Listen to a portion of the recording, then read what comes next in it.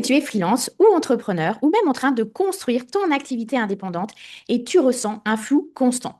En fait, tu travailles, tu fais des choses, mais tu n'as pas vraiment de visibilité sur où ça va.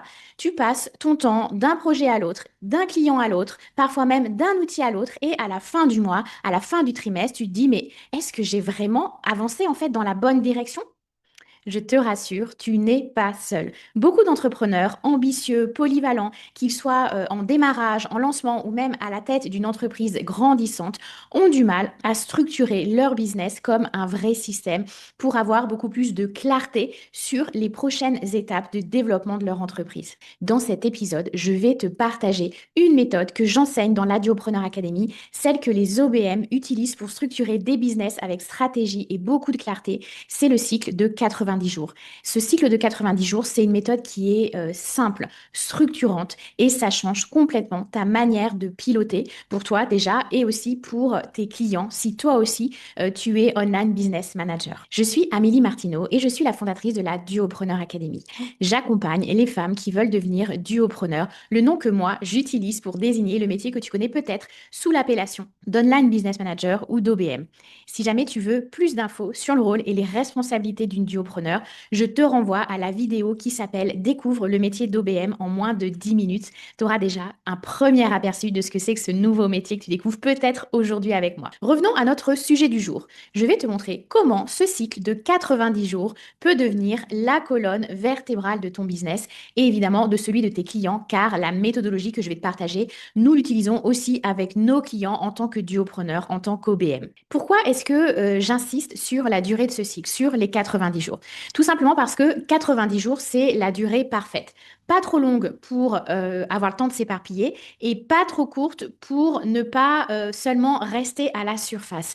C'est une méthode qu'on retrouve dans les startups et aussi dans plusieurs ouvrages qui sont consacrés à la gestion d'entreprise. Si tu veux les sources de ces ouvrages-là, envoie-moi un message, laisse-moi un commentaire et je te les partagerai. Je vais là aujourd'hui te montrer une version concrète adaptée au quotidien des OBM pour leur propre entreprise, mais aussi pour les entreprises de leurs clients et d'une manière générale pour tout type d'entreprise.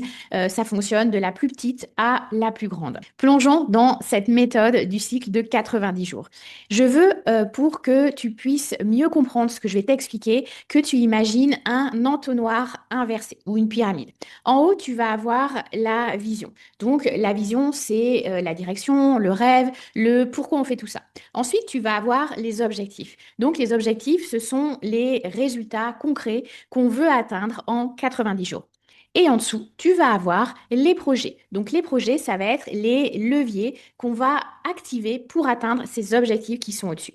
Et enfin, en dessous des projets, tu vas avoir les jalons et les tâches. Ça, c'est vraiment les tâches d'exécution opérationnelle jour après jour. Et si tu as bien compris mon dessin, tu vas imaginer en fait que chaque niveau dépend du précédent. On ne saute aucune étape, sinon on tombe dans le piège du faire pour faire, et c'est peut-être ce que tu fais d'ailleurs actuellement. La première étape, c'est de poser une direction claire, c'est de réfléchir à ta vision ou à celle de ton client si tu le fais en tant qu'OBM. Donc la vision, c'est la fondation.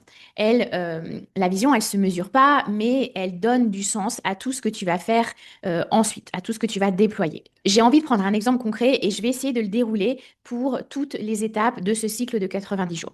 Donc, imaginons, ta vision, c'est de créer la plus grande communauté francophone de propriétaires de camping-cars avec 500 000 membres d'ici septembre 2028. Ça, c'est une partie de ta vision. Elle est long terme, elle est ambitieuse et elle est alignée avec une mission qui est très forte. Elle permet en fait cette vision, une fois qu'elle est posée, de trier les actions qui comptent vraiment pour l'atteindre. Quand je parle des actions qui comptent, je veux parler des actions qui ne font pas juste remplir ton agenda et qui t'occupent, oui, mais qui ne font pas avancer vers ta vision. Ensuite, la deuxième étape de ce travail, c'est de définir les objectifs. Les objectifs, c'est ce que tu veux atteindre en 90 jours. Ce sont des résultats mesurables. Ce n'est pas ce que tu vas faire, c'est ce que tu veux avoir obtenu à la fin de ce cycle de 3 mois, de 90 jours. Donc, si je reprends notre exemple de camping-car, les objectifs à 90 jours pourraient être passer de 10 000 à 25 000 membres actifs dans la communauté. Objectif numéro 2, signer 3 partenariats stratégiques avec des marques de l'univers du camping-car. Ça va être doubler l'engagement sur les réseaux sociaux, les commentaires, les partages, les messages privés, tout ça, ça va faire partie des choses que tu veux augmenter, doubler en tous les cas. Donc, tu vois, ces objectifs, ils sont alignés avec ta vision, ils sont atteignables en 90 jours et surtout, ils sont 100% mesurables. Ensuite, la troisième étape, une fois que tu as ta vision, que tu as tes objectifs pour soutenir cette vision, eh ben, tu vas t'arrêter sur des projets. Et les projets, c'est vraiment le levier stratégique, ce que tu vas mettre en place pour atteindre tes objectifs qui eux-mêmes t'amènent vers ta grande vision. Attention, le projet, c'est pas une tâche, c'est une initiative complète avec un début, une fin et un livrable. Ça, c'est ce qui différencie en tous les cas d'une tâche. Donc, par exemple, tu avais ton premier objectif qui était d'obtenir 25 000 membres actifs. Et bien, ton premier projet pour atteindre cet objectif-là dans les 3 prochains mois, ça va être de lancer une campagne de co-création de contenu avec 10 influenceurs dans cet univers des camping-cars ou du tourisme ou en tous les cas d'un univers qui va t'aider à toi grossir ta communauté. Ton deuxième projet pour atteindre cet objectif de 25 000 membres actifs, ça va être de créer une offre de parrainage avec un bonus à l'inscription pour les personnes qui sont déjà dans la communauté. Ensuite, le troisième projet, ça va être par exemple de développer une page d'inscription à la communauté qui va être optimisée pour capter des nouveaux membres.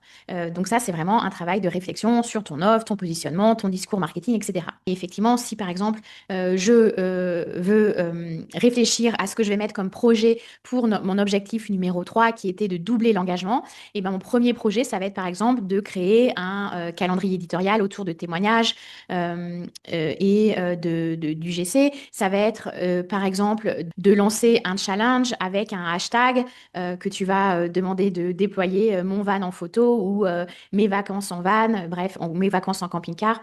Tu verras en tous les cas ce qui fait sens pour toi ou ton client. Et le projet numéro 3, pour doubler cet engagement, ça va être, par exemple, de mettre en place un process de réponse personnalisé, systématique, à chaque fois que quelqu'un s'abonne au compte Instagram ou envoie un message privé sur Instagram ou commente une publication sur Instagram.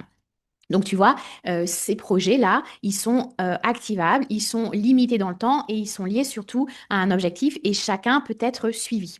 Ensuite, une fois que tu as eu ta vision, tes objectifs, tes projets, eh ben, il va falloir être dans l'étape numéro 4 qui est d'exécuter étape par étape chacun des projets que tu as pu identifier en les découpant en jalons, tâches et sous-tâches. Donc maintenant, c'est vraiment le moment où tu vas structurer le travail. Chaque projet est découpé en jalons intermédiaires puis en tâches précises.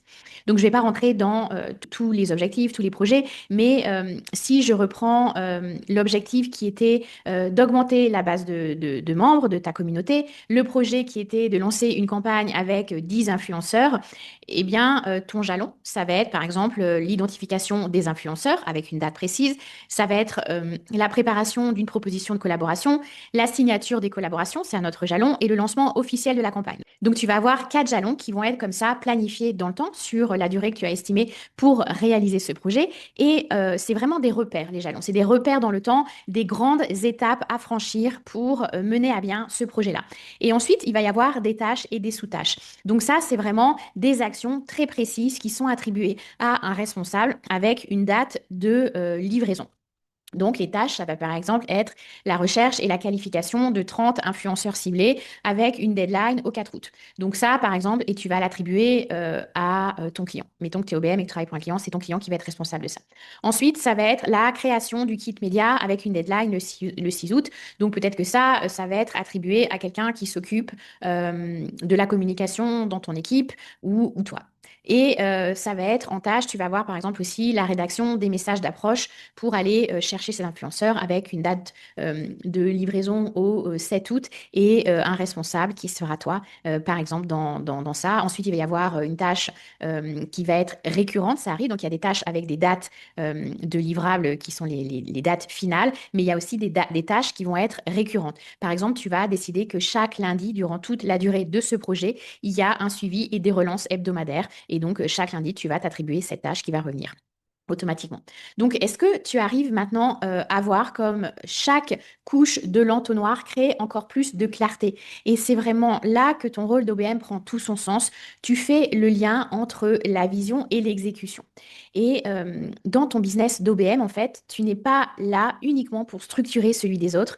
Tu peux et tu dois aussi t'appliquer cette méthode pour ta propre entreprise, pour atteindre un chiffre d'affaires, pour accélérer la croissance de ton entreprise. Par exemple, tu vas planifier ta prospection si c'est un projet que tu as pu identifier comme prioritaire pour atteindre ton objectif de chiffre d'affaires visé qui lui-même va te rapprocher de ta grande vision qui est d'avoir une activité qui te rend 100% libre et indépendante financièrement. Ça va être par exemple les objectifs pour lancer ton offre ou ton contenu, pour organiser ton temps aussi et ton énergie. Tout ça, en fait, ça fait partie des choses que toi-même, tu peux mettre en place dans ta propre entreprise pour la développer de plus en plus. Et dans la Duopreneur Academy, c'est exactement ce que nos élèves apprennent à faire pour eux-mêmes et aussi pour leurs clients. Vraiment, connaître cette méthode de planification, c'est un vrai levier en tant qu'OBM pour trouver des clients et pour leur apporter de la clarté, une direction, un plan. Vraiment, quand on interroge nos clients après avoir fait cet exercice avec eux, on leur demande ce que ça leur a apporté et très souvent, c'est ces trois mots qui reviennent, clarté, direction et plan. Pourquoi? Ben, tout simplement parce que un client, il veut travailler avec quelqu'un qui va structurer son entreprise, copiloter son entreprise et qui va pouvoir faire avancer ses projets. Il n'en peut plus en fait d'avoir des projets qui restent dans son tiroir. Il n'en peut plus de débuter plein de projets et finalement que tous ces projets ne soutiennent pas vraiment sa vision. Vraiment, il n'a pas envie de travailler avec quelqu'un qui se contente de mettre juste un peu d'ordre dans son bazar sans comprendre vraiment quelle est la direction première pour s'approcher de sa vision. Donc, si on récapitule, le cycle de 80 jours, c'est un, une vision inspirante, 2, des objectifs mesurables à court terme, donc à 90 jours. Et 3, des projets qui sont activables dans ce laps de temps. Et 4, des jalons et des tâches qui sont détaillées, organisées, déléguées. C'est une méthode ultra simple, effectivement, sur le papier, mais je peux t'assurer qu'elle est extrêmement puissante. Je ne crois pas exagérer si je te dis que tous les élèves de la Duopreneur Academy adorent cette méthodologie et que les clients avec lesquels ils ont pu la tester en sont eux aussi devenus fans. Ils en redemandent chaque trimestre. Dis-moi en commentaire, est-ce que tu utilises déjà cette méthode des 90 jours ou est-ce que maintenant que tu viens de la découvrir, tu aimerais en fait la mettre en place pour ton entreprise ou pour celle de ton client si tu es déjà online business manager. Tu trouveras en description de cet épisode des ressources gratuites et aussi un lien pour réserver un appel avec moi si tu veux rejoindre la Duopreneur Academy et si tu veux apprendre d'autres méthodologies comme celle que je viens de t'expliquer. Et si tu regardes cet épisode sur YouTube et que la vidéo du coup t'a été utile, like, partage-la, abonne-toi et active la cloche pour ne pas rater la suite. À très vite pour un prochain contenu sur le métier de duopreneur d'online business manager.